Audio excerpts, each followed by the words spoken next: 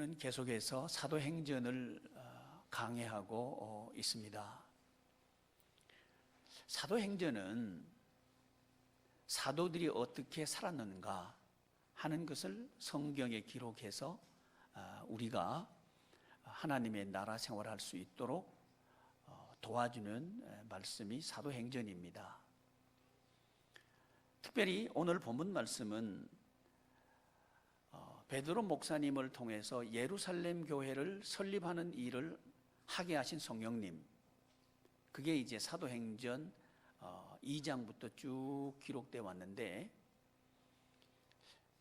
예루살렘 교회의 사역자인 스데반이라고 하는 집사님, 스데반 집사님은 어떻게 살았는가 하는 것을 우리에게 보여주면서 저와 여러분들이 특별히 코로나19라고 하는 이런 시대를 살고 있는 우리가 어떻게 하면 하나님의 나라 생활을 할 수 있는가, 특별히 그런 신앙 생활을 할 수 있는가를 우리에게 가르쳐 준다고 할 수 있습니다.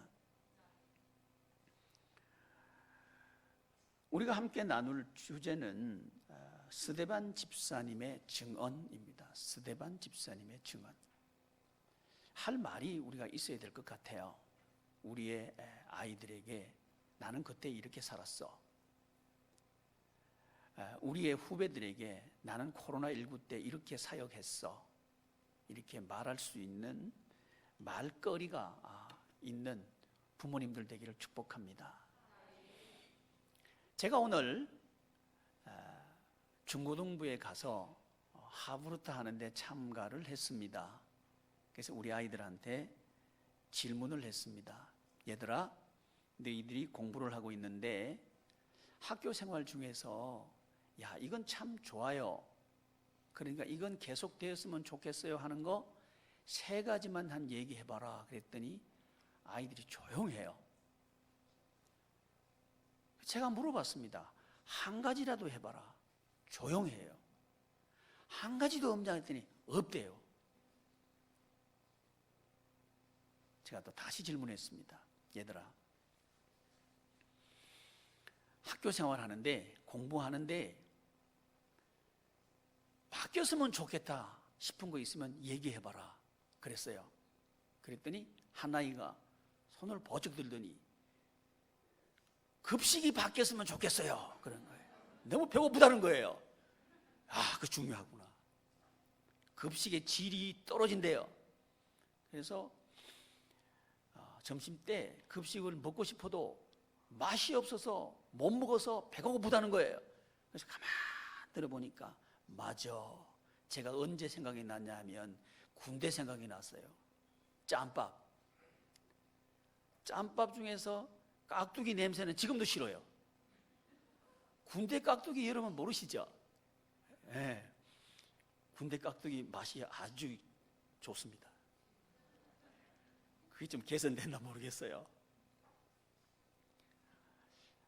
중요한 얘기 같아요. 먹는 거 중요하죠? 또 한 친구가 이렇게 대답을 했습니다. 뭐가 개선됐으면 좋겠느냐 그랬더니 현실에 사용할 수 있는 공부 좀 했으면 좋겠다는 거예요. 필요한 것 같지도 않는데 자꾸 시킨다는 거예요. 공부하기 싫다는 거예요. 왜? 필요도 없는 것 같으니까. 아주 중요한 얘기죠. 그래서 2가지를 얘기하더라고요. 그래서 제가 질문을 바꿨습니다. 얘들아, 너희들은 공부를 왜 하니? 물어봤어요. 그랬더니 아무도 대답을 안 해요. 그래서 제가 한 아이를 지적해서 이름을 부르면서 물었어요. 그랬더니 공부를 왜 하느냐 그랬더니 앞으로 전망을 위해서 한다는 거예요. 전망이 뭐가 좋은 건데 그랬더니 결과적으로 돈 많이 버는 회사에 직장을 가지는 것이 전망이 좋은 거고 그래서 공부를 합니다 그러는 거예요. 자, 여러분, 저는 우리 아이들의 20대 미만 아이들이에요. 우리 아이들의 생각을 거기서 좀 읽어낼 수 있었습니다. 그건 뭐냐면 지금 살고 있는 거 이걸 계속하고 싶은 건 없다는 거예요. 그러니까 뭐에 대한 거부냐 하면 보수에 대한 거부입니다. 제가 왜 이 말씀을 드리냐 하면 이 스데반 집사님이 신앙생활을 하시는데 민간에서 표적과 기사를 행했어요. 이 표적과 기사의 내용이 뭐냐? 그건 베드로 목사님으로부터 배웠는데 그건 뭐냐 하면 한 번도 자기 발로 걸어보지 못한 사람, 사도행전 3장입니다. 한 번도 걸어보지 못한 사람을 다른 사람들은 걷지 못하니까 구걸이나 해서 먹고 살아야 돼. 이렇게 해서 구걸하도록 도와주는 일을 했습니다. 그런데 베드로 목사님은 예루살렘 교회 담임 목사님인데 베드로 목사님은 주목해서 보는 거예요. 그러면서 너가 지금 은과 금을 달라고 하는 줄 내가 알겠어. 근데 그건 나에게 없어. 나에게 있는 건 있는데 그건 뭐냐면 나사렛 예수 그리스도의 이름은 내게 있어. 그 이름이 너를 일으켜 세울 거야. 그리고 뛰게 할 거야. 그리고 찬양하는 인생을 살게 할 거야. 그러면서 나사렛 예수 그리스도의 이름으로 걷도록 뛰도록 찬양하도록 해줍니다. 이게 베드로 목사님의 표적과 기사였어요. 자, 이 표적과 기사의 내용이 뭐냐 하면 신체적인 조건이 걸을 수 없는 조건이니까 너는 구걸해서 먹는 게 맞아 하는 이 사고방식을 뒤집어 버린 거죠. 삶의 패턴을 바꿔버린 거죠. 이게 기적이라는 거죠. 사람들은 저 사람은 안 돼. 이렇게 대부분의 사람들은 생각했는데 베드로 목사님의 생각은 달랐다는 거죠. 일어설 수 있어. 그리고 뛸 수도 있어. 구걸하는 게 아니고 찬양할 수 있어. 이게 베드로 목사님의 생각이었습니다. 이 생각은 어디서부터 나왔느냐 하면 나사렛 예수 그리스도의 이름이라는 거예요. 나사렛 예수 그리스도, 예수님이 그리스도다 하는 이 이름은 그분이 하신 일이죠. 이 일에 대해서 베드로 목사님은 신뢰하고 있었고 또 그 이름, 예수님이 하신 일이 인생을 바꾼다 하는 확신이 있었습니다. 이게 기적의 내용이었죠. 그래서 표적이라 그러는 겁니다. 이 일을 하시는 분은 베드로 자신이 아니고 예수님이다, 하나님이다, 이렇게 증언하셨습니다. 이 베드로 목사님이 뽑은 7 집사님 중에 한 사람이 스데반 집사님이고요, 이 스데반 집사님도 민간에 기사와 표적을 많이 행했다, 이렇게 성경은 기록하고 있습니다. 그렇다면 이 민간은 어떤 민간일까요? 베드로 목사님이 나면서부터 한 번도 걷지 못한 사람, 이유가 뭘까요? 안전뱅이니까, 조건이 안 되니까. 조건이 안 되니까 너는 얻어먹고 살 수밖에 없어 하는 이 사회를 바꾼 거죠. 이 인식을 바꾼 거죠. 이 베드로 목사님이 뽑은 스데반 집사님도 그걸 행했겠다는 얘기죠. 어디서? 생활의 현장에서. 이 생활의 현장에서 기사와 표적을 행하신 그 스데반 집사님, 이 스데반 집사님이 뭘 했나 봤더니 논쟁을 했다 그랬어요. 지금 복습하고 있습니다. 논쟁을 했다 그랬습니다. 도대체 무엇을 논쟁했을까? 이런 거죠. 조건이 안 되니까 어렵게 살 수밖에 없어. 과연 그런가? 논쟁했겠죠. 넌 머리가 나쁘니까 공부 못해. 과연 그런가? 논쟁했겠죠. 지금 우리 아이들 얘기하고 있는 거예요. 고등학생, 중학생, 유초등 학생들. 넌 재주가 없잖아. 그러니까 어렵게 사는 게 당연해. 이런 사고방식에, 이런 사회적인 체제에 이 스데반 집사는 논쟁하는 거죠. 그래서 우리 아이들한테 그걸 물어봤습니다. 얘들아, 너 학교 생활 이건 너무 좋아요. 이건 계속하고 싶어요. 있니? 없습니다. 이렇게 얘기하는 거예요. 그 말은 뭔 얘기냐면 계속 유지하고 싶다, 이런 생각이 보수예요. 저는 그렇게 생각합니다. 근데 우리 아이들의 생각은 계속 했으면 좋겠다가 없다는 거예요. 학교 생활하는 거 지긋지긋하고요. 공부하는 것도 힘들고요. 아, 너무 힘들어요. 이건 계속 안 하고 싶어요. 그게 얘기였어요. 이유가 뭐냐 물어봤더니 쓸데가 없다는 거예요. 아, 쓸데없는 공부를 우리한테 왜 시켜요? 그런데 이 말을 하면 50대, 60대 되는 분들은 이렇게 말할 거라는 말이죠. 너희들이 몰라서 그렇지. 이거 공부해놓으면 먹고 살 수 있어. 그러니까 네가 돈 많이 버는 회사 취직하려고 그러면 공부해야 되는 거야. 싫어도 해야 되는 거야. 이게 사회야. 근데 이게 동의를 못 하는 거예요. 지금 20대 미만은 동의를 못 하는 거예요. 쓸데없다는 거예요, 그거요. 30대, 40대는 우리도 가지고 싶어요. 우리도 부자로 살고 싶어요. 그런데 50대, 60대가 다 차지했잖아요. 기득권층이 다 가지고 있잖아요. 그러니까 출발이 불공평해요. 공평했으면 좋겠어요. 정의로웠으면 좋겠어요. 이 이야기를 했다고요. 그런데 우리 20대 미만의 아이들이 볼 때는 아닌데, 똑같은데? 보수, 이 사람들의 생각은 돈이면 다 된다는 거예요. 돈 몇 푼 가지고 사람들을 좌지우지하고 그런 세상을 만들려고 그랬단 말이죠. 여기에 대해서 아니 그건 안 돼. 그건 못하겠어. 바꿔야 되겠어. 하고 나온 게 진보죠. 그래서 공평해야 되겠어. 정의로워야 되겠어. 이 얘기를 했단 말이죠. 그런데 우리 아이들이 가만 보니까 똑같네. 한쪽은 돈 가지고 대학 들어가고 한쪽은 권력 가지고 대학 들어가고 똑같네. 우리는 뭐야? 이 이야기를 하는 게 지금 20대 미만인 거예요. 그 쟤들이 지금 꿈이 없는 거예요. 자, 베드로 목사님 오셨습니다. 오시면 뭐라고 얘기할까요? 20대 미만의 우리 중학생들, 고등학생들, 그리고 그 초등학생들 아이들한테 뭔 얘기를 해줄까요? 50대, 60대처럼 너 먹고 살라 그러면 공부해야 돼. 이 얘기 할까요?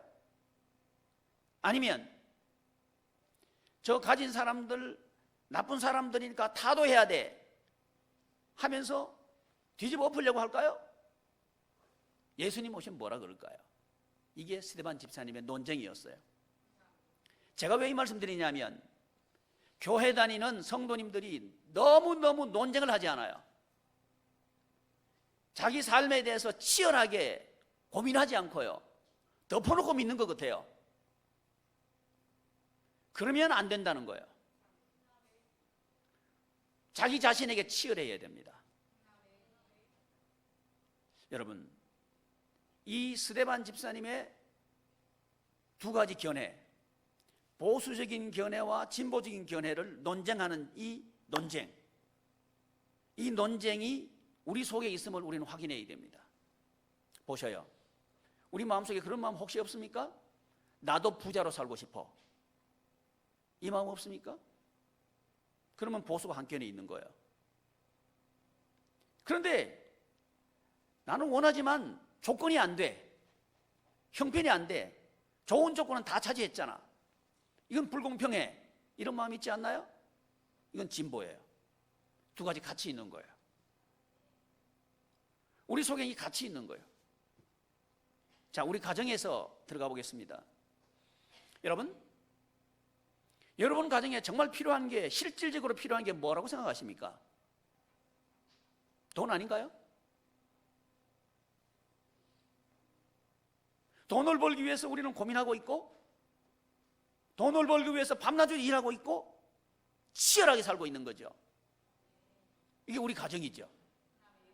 가게를 꾸려 나가려고 그러면 어쩔 수 없는 거죠.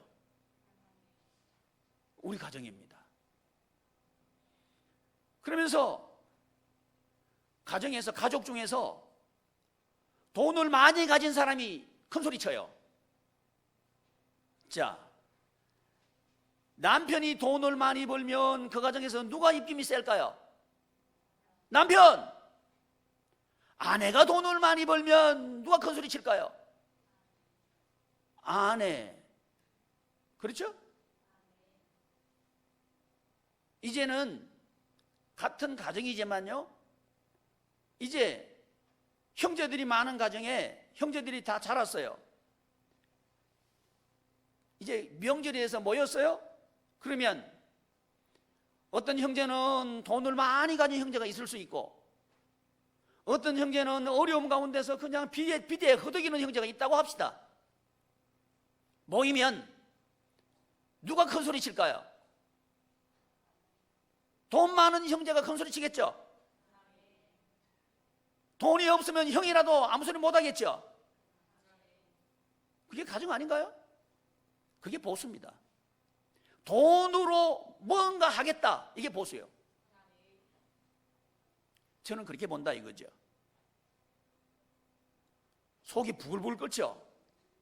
알량하게 돈 몇 푼 있다고 저렇게 하다니 말이지 하면서 집에 오면 다시는 가 안 가? 다시는 안 가? 우리 속에 있는 거죠. 우리 가정 속에도 진보와 보수가 있어요. 자, 어떻게 해야 될까요? 타도해야 될까요? 아니면 합의해야 될까요? 이게 교회가 내야 될 답입니다. 스데반 집사님이 민간에 행한 기적과 표적의 내용이 바로 이겁니다. 그렇다면 어떻게 해야 될까?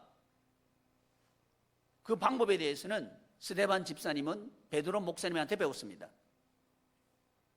베드로 목사님은 나사렛 예수 그리스도에게 배웠습니다. 예수님은 베드로를 제자로 삼으셨습니다. 베드로 목사님은 스데반 집사님을 제자로 삼으셨습니다. 여기까지 제 설교를 진행시켜 놓고 오늘 다 읽어야 되지만 시간 때문에 다 읽지는 않았던 이번 주간에 우리가 함께 살필 본문은 사도행전 7장 1절부터 끝절까지 살펴볼 겁니다.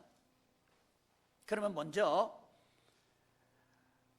스데반 집사님이 무엇을 논쟁했는가, 그 논쟁의 답을 어떻게 찾아갔는가, 여기까지 제가 말씀을 드렸고요. 스톱하고 난 뒤에 7장 1절을 한번 읽어보시면 좋겠습니다. 시작. 대제사장이 이르되 이것이 사실이냐? 이것은 뭐냐 하면 스데반 집사님이 민간에 행한 기사와 표적, 이게 사실이냐? 이걸 묻고 있는 거예요. 그 기사와 표적의 내용은 제가 말씀을 드렸죠. 우리 가정에 있는 갈등입니다. 내 속에 있는 고민입니다. 여기에 대한 답이 뭡니까? 그랬을 때 스데반 집사님은 나사렛 예수 그리스도의 이름으로 살면 됩니다, 이렇게 답을 한 거죠. 여기에 대해서 대제사장이 이르되 이게 사실이냐? 사실 정말 그렇게 되느냐? 이걸 묻고 있는 거예요. 근데 저는 이 본문을 보면서 대제사장, 이분이 누군가 하는데 관심을 가졌습니다. 왜냐하면 이분이 질문했으니까요. 대제사장이 이르되 이것이 사실이냐? 이 대제사장은 가야바입니다. 혹시 여러분 가야바라고 하는 이름을 언제 들어보셨나요? 이제 여러분 대답하실 차례인데, 그래야 제가 이게 설교를 할 수 있을 것 같아요. 어디까지 알고 계시나를 제가 알아야 이렇게 할 것 같아서 그래요. 가야바.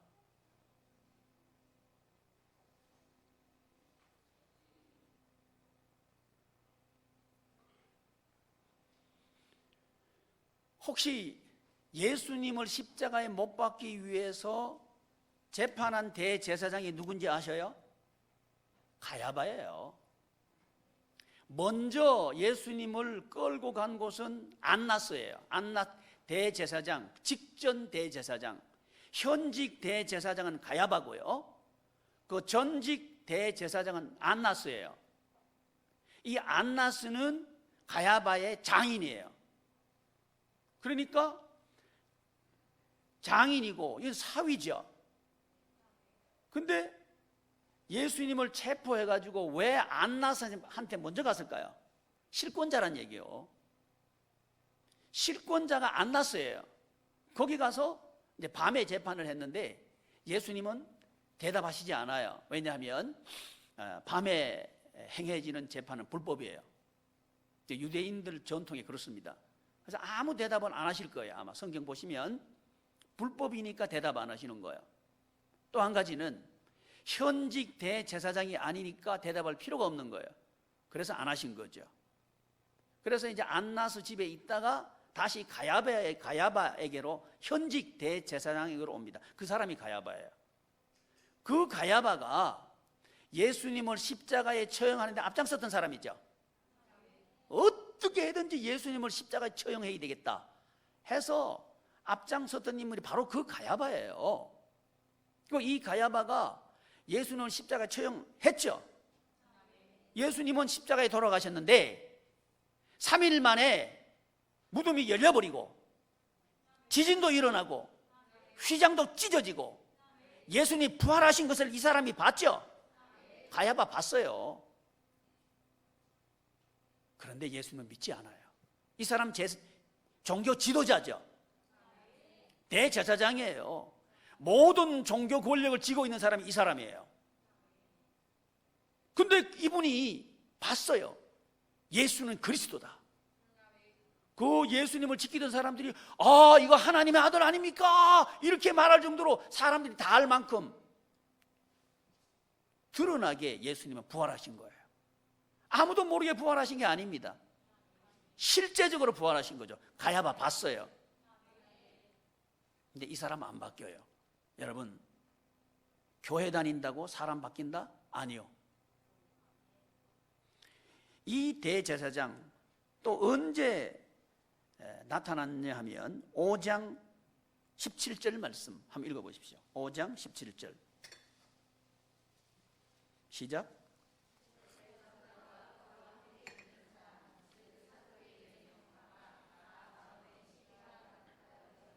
대제사장, 여기서 대제사장은 베드로 목사님을 이제 투옥하는 그 일을 한 사람이 대제사장 가야바입니다.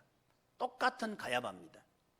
근데 이 베드로라고 하는 인물은 예수님이 부활하셨다, 예수님이 메시아다, 예수님은 구세주다, 예수님은 하나님이다, 이렇게 사도행전 2장에서 사도행전 4장에서 선포한 인물이 베드로예요. 그리고 그 앞에 보면 많은 사람들을 병을 고쳐요. 얼마나 사람들이 병 고치기를 원했느냐 하면 그 베드로가 지나가는데 혹시 그림자라도 덮일까 해서 그 곁에 사람들이 몰려올 만큼 기사와 표적을 많이 행한 인물이 바로 이 베드로입니다. 이 베드로를 투옥한 인물이 가야바예요. 바로 이 가야바라는 거죠.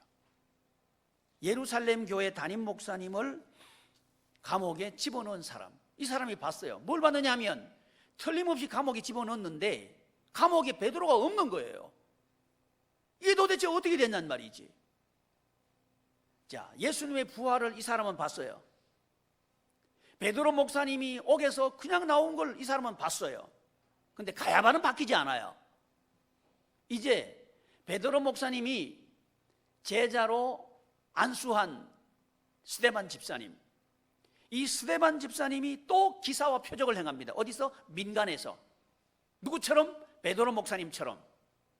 어떻게? 조건과 여건이 안 되는데도 불구하고 하나님의 나라 생활할 수 있는 것을 드러낸 거예요. 그랬을 때 사람들은 되는구나, 조건이 안 돼도 되는구나, 돈 없어도 되는구나, 이 사실을 입증해 보인 사람이 스데반 집사님이에요. 저는 우리 교우들이 이런 교우들 되기를 소망합니다. 그래서 교회가, 우리 교우들이 가정에 화합을 도모하고 가정을 하나 만드는 그 주인공들 되기를 축복합니다.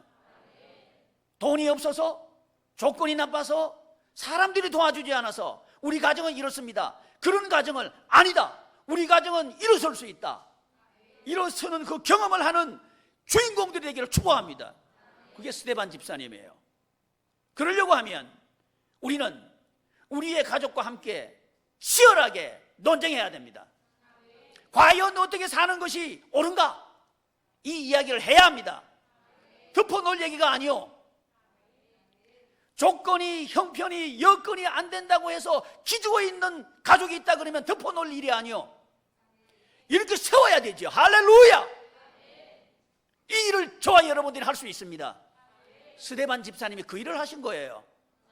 저는 우리 교우들도 그 일을 할 수 있다고 믿습니다. 그러려고 하면 우리는 대제사장 가야바 종교 지도자예요. 그리고 그 사두개파 종교계의 헤게모니를 쥐고 있는 당파예요. 그리고 서기관, 이건 바리새파예요. 바리새파와 사두개파는 그 당시에 유대인들의 대부분입니다. 모든 사람들이 예수 그리스도를 반대하는 거예요. 십자가에 처형하기를 원하는 거예요. 근데 예수님은 뭐라고 말씀하시느냐 하면, 너희들이 말하는 그 성전은 허물어질 거다. 내가 교회를 새로 세울 거다. 3일 만에. 그 교회는 예수 그리스도의 몸으로서 교회입니다. 예수 그리스도의 몸된 교회입니다. 살아있는 교회입니다. 사역하는 교회입니다. 그래서 이 스데반 집사님이 이 보이는 성전, 그때 보이는 성전은 헤롯 성전이에요. 이 헤롯 성전은 헤롯이라고 하는 그 왕, 이 사람은 기독교를 핍박하고 방해하는 사람이에요. 헤롯이 자기 정치적인 이유 때문에 성전을 지어요. 이해 안 되죠? 정치적인 이유 때문에 성전을 지어요. 그 성전 안에 종교적인 헤게모니를 쥐고 있는 사람이 대제사장이에요. 가야바예요. 그리고 사두개파예요. 이 사람들은 부활 안 믿어요. 교회는 다니는데 이성적으로 믿어요. 그러니까 성경에 나와 있는 기사, 기적, 표적, 이건 믿지 않는 거예요. 일어날 수 없다고 보는 거예요. 그런데 스데반 집사님이 행해버리는 거예요. 안 된다 그러는데 되게 만들어버리는 거예요. 할렐루야. 이래버리니까 자기들 주장이 틀렸거든. 그러니까 스데반 집사님을 죽이려고 그러는 거예요. 그때 스데반 집사님은 대부분의 사람들이 자기와 생각이 다르면 위축됩니다. 대부분의 사람들이 협박을 하면 위축됩니다. 근데 스데반 집사님은 베드로 목사님을 닮아가지고 뭐라 그러느냐, 7장 2절 한번 읽어보세요. 시작. 여러분 부형들이여 들으소서. 여러분 부형들이여 들으소서. 여러분, 가정에 경제적으로 돈 때문에 하나 되지 못해서 알력이 있을 때 어떻게 해결하시겠습니까? 덮어버리겠습니까? 아니면 대화를 해서 해결해야 될까요? 대화를 해서 해결해야죠. 대부분은 피해가려고 합니다. 대부분의 사람들은 그래요. 특별히 종교 문제에 있어서는 피해가려고 그래요. 그래서 가족 중에 기독교가 아닌 다른 사람들이 있으면 우리가 전도를 하면 뭐라고 얘기할 거냐 하면, 교회는 왜 다른 종교를 인정하지 않느냐, 이런 얘기할 거예요. 교회는 왜 그렇게 이기적이냐, 이렇게 얘기할 거예요. 그렇지 않나요? 그러면 말을 못 한다고. 여러분, 성경을 믿습니까? 하나님 나라를 믿습니까? 구원자는 오직 예수 그리스도 한 분뿐임을 믿습니까? 그렇다면 그분에게 인도하는 게 사랑입니다. 스데반 집사는 그걸 한 거예요. 근데 우리 교우들은 그걸 안 하는 거예요. 이러니까 가정이 해결이 안 되는 거예요. 덮어놓는다고 해결되는 게 아니요. 논쟁하십시오. 그게 사랑이요. 그리고 구원하십시오. 그게 사랑이요. 이 세상뿐이라면 그래도 그나마 다행일 거예요. 죽고 나면 두 세계가 있습니다. 하나는 천국이고요, 하나는 지옥입니다. 반드시 둘 중에 인간은 가게 되어 있습니다. 여러분의 사랑하는 가족이 함께 천국 가기를 원하십니까? 아니면 나누어져서 천국도 가고 지옥으로 나누어지기를 원하십니까? 목사님, 그게 실제입니까? 그게 사실입니까? 이 질문을 누가 하고 있어요? 대제사장이. 다시 읽겠습니다. 대제사장이 이르되 이것이 사실이냐? 묻고 있어요. 저는요, 우리 대한민국의 종교 지도자들이 부활을 믿어야 된다고 믿습니다. 천국과 지옥을 확실히 믿어야 된다고 저는 믿습니다. 죽고 난 뒤에 그러면 늦죠. 죽기 전에 얼마든지 알 수 있습니다. 그것만 우리의 지금 현재 여기서 삶입니다. 왜냐하면 지금 여기서 삶이 하나님 나라 생활을 씨를 뿌리는 겁니다. 그래서 우리는 이 씨가 영원히 자라가는 거, 이게 영생이에요. 이게 하나님의 나라입니다. 그런데도 여러분 가족이, 믿지 않는 가족이 있는데 치열하게 논쟁을 멈추겠습니까? 아니면 베드로 이 스데반 집사님처럼 변정하겠습니까? 정언하겠습니까? 저는 정언하기를 원합니다. 왜냐하면 같이 천국 가야 하니까요. 이 세상에서도 같이 천국 같은 생활을 해야 하니까요. 교회는 하나님의 나라 생활을 하도록 하나님께서 이 세상에 허락하신 축복의 기관입니다. 베드로 목사님은 예루살렘에 이 예루살렘 교회를 짓고 있는 중입니다. 교회를 짓는데 성전 건물은 허물어 버리는 거예요. 할렐루야. 여러분, 사람들은 저 성전 건물을 봐라, 교회 예배당 건물을 봐라, 저렇게 큰 예배당을 봐라. 사람들은 거기에 관심이 있었습니다. 예수님은 무너질 것이다. 그러나 예수님의 생명으로 살아가는 이 사역은 영원할 것이다. 그게 몸으로서 교회입니다. 그 얘기를 했을 때 그게 싫은 사람이 있어요. 어떤 사람이 싫을까요? 큰 예배당 지어놓고 예배당 자랑하는 사람은 싫겠지. 그렇겠죠? 그 사람들 말 들을 필요 있어요, 없어요? 없어요! 자, 그러면 여러분이 적용해 볼게요. 자, 집 100평짜리 있어도 소용없어, 이렇게 말하면 누가 싫을까요? 그것도 왜 말 안 해요? 예배당 큰 거는 말 잘하더만. 그 똑같은 거예요. 여러분, 100평짜리 뒤집어지고 갈 거예요? 강남에 있으면 엄청 비싸다며요. 나 강남에 새 살아봤지. 새 살기는 옛날에 그 전도사 할 때요, 강남 송파구 잠실동에요, 그 지하실에 새 살아본 적이 있어요. 그 강남에 살아봤네. 강남에 내가 아파트가 몇 평이 있는데, 그래요. 그거 가지고 어떻게 하려고? 그래서 당신의 인생은 행복합니까? 강남에 100평짜리 아파트 있어도 소용없어, 그러면 누가 싫어할까? 강남 아파트, 강남하고 나 원수 앉았어요. 우리나라가 그렇게 돼 있으니까 하는 소리요. 소용없다는 거예요. 근데 우리는 그렇게 돼 있잖아요. 자, 여러분, 우리 속에 이율배반이 있습니다. 야, 나도 한번 재벌 됐으면 좋겠다, 요거 있어요. 그러면서 재벌 보고는 저 나쁜 놈 이러는 거예요.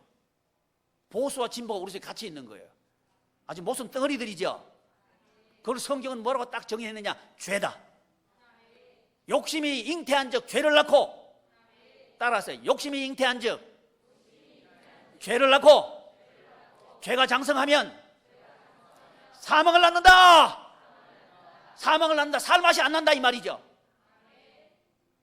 이 세상이 욕심대로 돌아가는 게 아닙니다.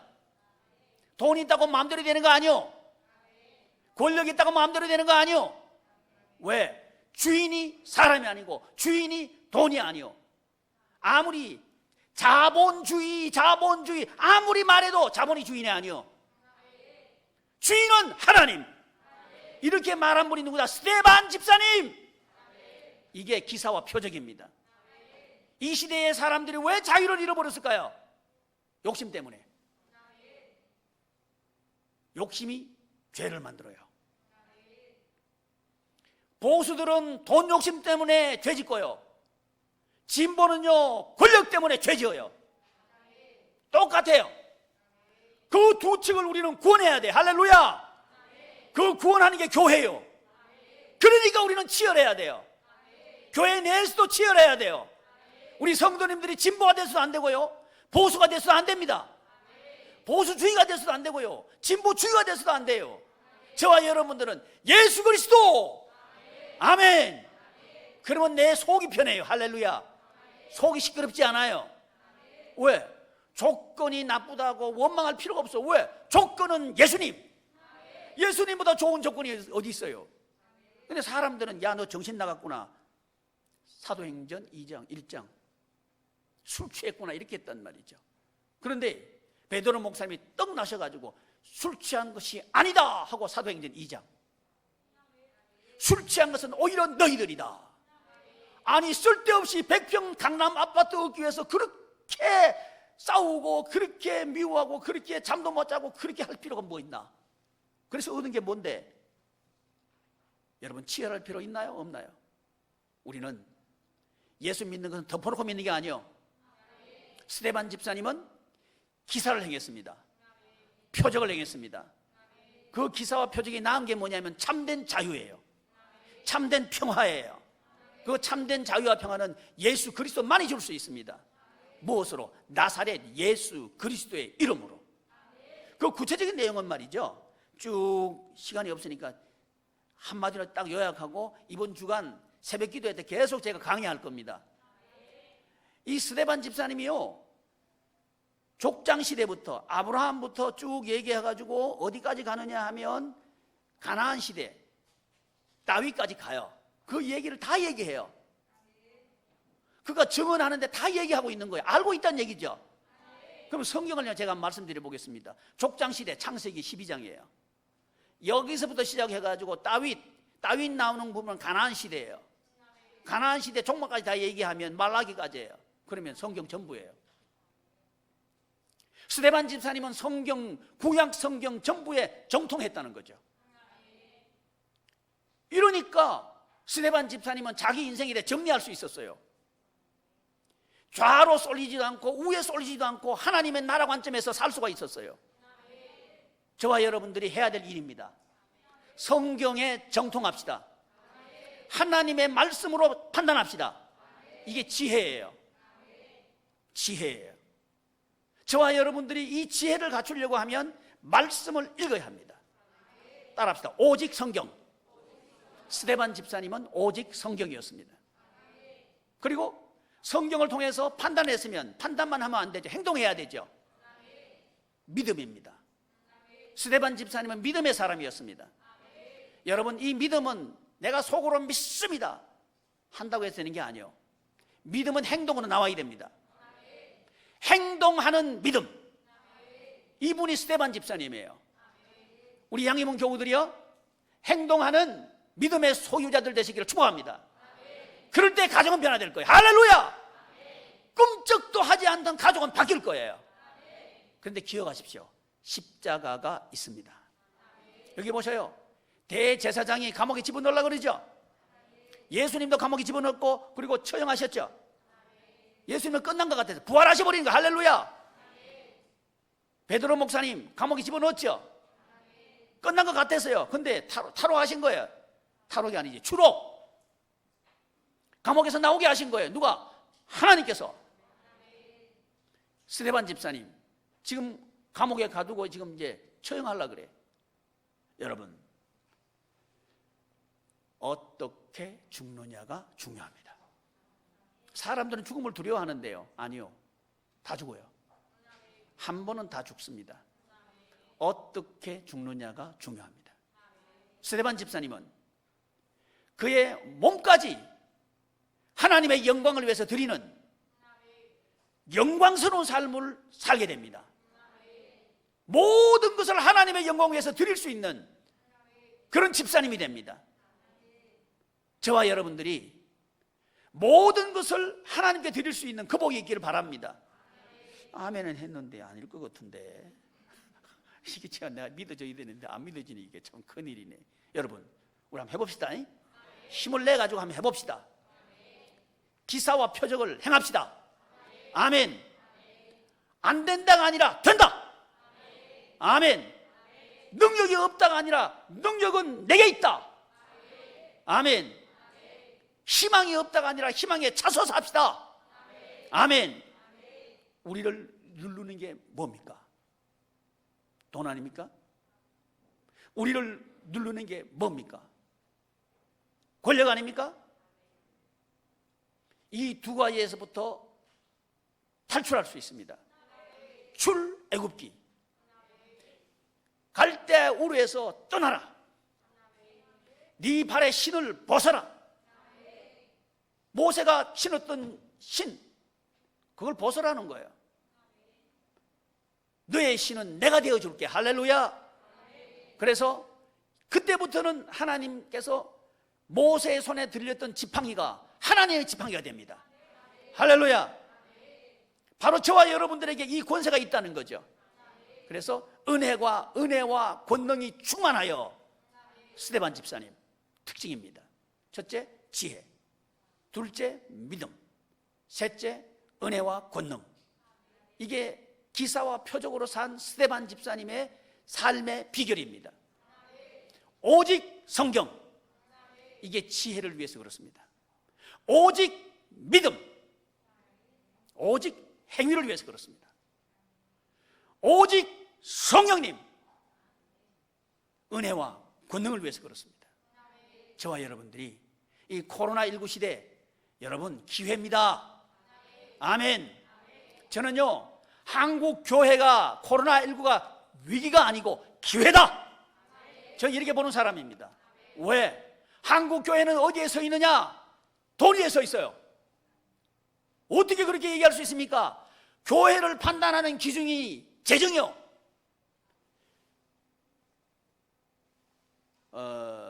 자립교회냐 할 때 그 기준이 스스로 다른 데서 도움을 받지 않고 유지할 수 있느냐 이 얘기거든요.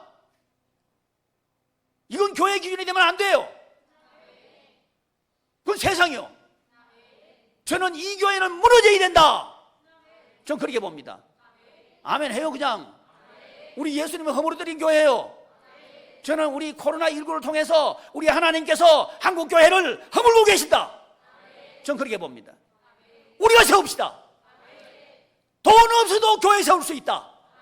돈 없어도 가정이 행복할 수 있다. 돈 없어도 만족한 인생을 살 수 있다. 이렇게 표적을 증거하는 우리 양희문 교회 되기를 축원합니다. 오직 성령님. 성령님이 오시면 예수님도 성령님이 오시니까 사역을 하셨어요. 베드로 목사님도 성령님이 오시고 난 뒤에 예루살렘 교회를 개척했어요. 스데반 집사님도 성령에 충만해서 사역하는 거예요. 오직 성령님. 저와 여러분들이 낙심했던 거 있으면 회개합시다. 돈 가지고 우쭐댔으면 회개합시다. 돈 없다고 낙심했으면 회개합시다. 그리고 다시 섭시다. 반석 위에 섭시다. 예수 그리스도의 사역 위에 섭시다. 그럴 때 우리의 가정은 새로 설 수 있습니다. 가정의 부활. 그럴 때 내 인생은 다시 세워질 수 있습니다. 개인 삶의 부활. 내 삶의 현장이 부활되기를 바랍니다. 그건 뭐냐 하면 내가 돈 벌기 위해서 산다. 보수. 돈을 못 버니까 뺏어서라도 내가 가져야 되겠다. 진보. 그러나 보수도 감옥 가고 진보도 죽고 불행하다는 거예요. 우리가 살려야죠. 아멘. 그게 교회의 사명입니다. 교회가 있어야 되는 이유예요. 먼저 크리스찬 가정을 살리고, 먼저 교회를 살리고, 먼저 개인을 살리고, 먼저 삶의 현장, 성도의 삶의 현장을 살리고, 스데반 집사님처럼 기사와 표적을 많이 행하는 우리 양희문 교우들 되시기를 축복합니다. 기도하겠습니다. 존귀하신 하나님,